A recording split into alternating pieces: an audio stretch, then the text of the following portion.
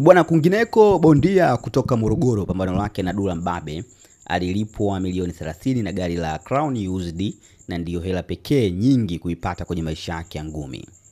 Ambapo miaka 7 nyuma Crown mimi nilikuwa naweka moa kuwapeleka kuoga Raskazon Beach.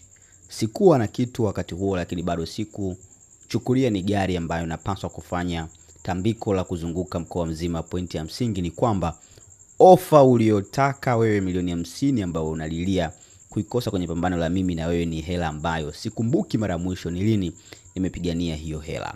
Mimi ni professional high level Mwakinyo huyu, kutofautisha na nyie. Pili, ni mfanyabiashara, sio nipige ni kale.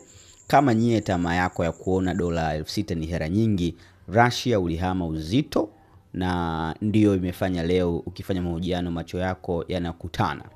Kama Mwakitara akinyonywa chuchu bado ulihitaji kufanyiwa operation ya macho yako mabovu, tunajua utapata milioni 50 unazotaka, na operation yako ya macho nitasimamia mimi kabla au baada ya fight. Your time is coming. Ujumbe wa bondia Mwakinyo kwenda kwa bondia mwenzake Toa Kiduku bwana, sio mnyonge. Tuone tajibu nini katika taarifa hii.